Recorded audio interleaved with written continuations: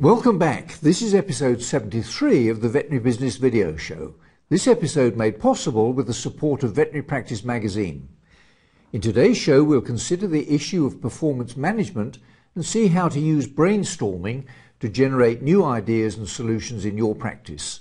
We'll see how you can monitor the profitability of your pharmacy and your professional services. We'll learn about the importance of managing the numbers and your clients. And I'll offer you my quick business tip for this episode. I'm John Sheridan, and this is the show that helps practice owners, managers and clinicians just like you to build your successful practice into a great business.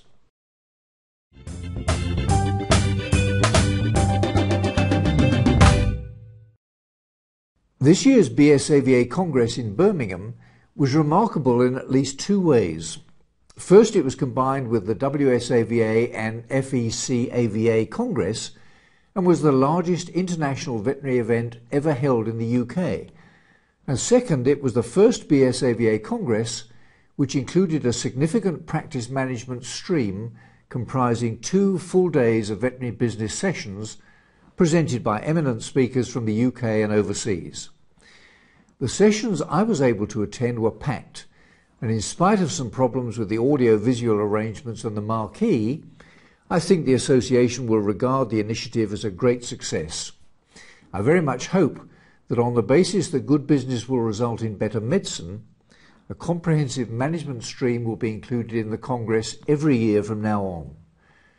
One of the key international speakers was Dave Nichol, author of the Hamster Wheel online blog.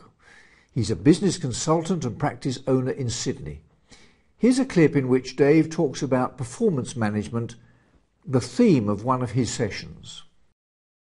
Hi, I'm Dave Nichol and I'm talking to you from BSAVA 2012. Delighted to be here, and I've been presenting at the management stream this morning, and my topics have been performance management and also reviewing a very important study published last year in the US called the Bear-Brockie study, which interestingly only about 6 people in the entire audience had actually heard of. So that was a very, very small percentage, and that was a bit of a surprise because this study gives us some really, really useful information on why customers are not coming into our practices as much as they used to. And in having that information, it actually helps us to be able to address the problems.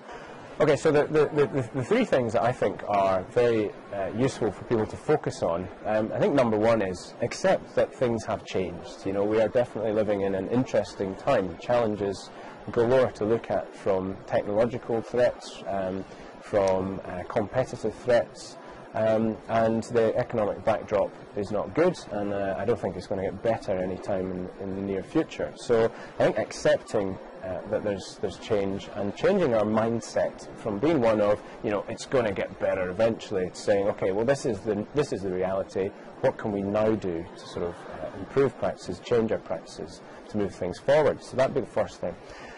The second thing is, I think in the internet we have a potential threat, but we have a far, far bigger weapon in our efforts to communicate our message to pet owners. And what's clear is we're not getting our message across very well.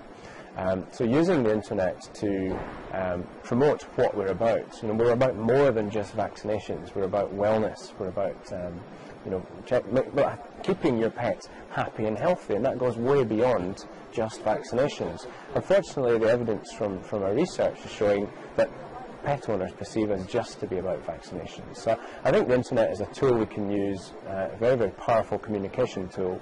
But at the minute, unfortunately, it's not working for us. At the minute, pet owners are using it to get their information before they come to us, which means they're not coming to us as often, or not coming to us as quickly as they should.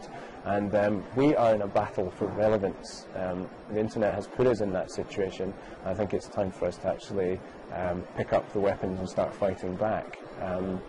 So I think that would be number 2, is learning how to use the internet positively in our businesses.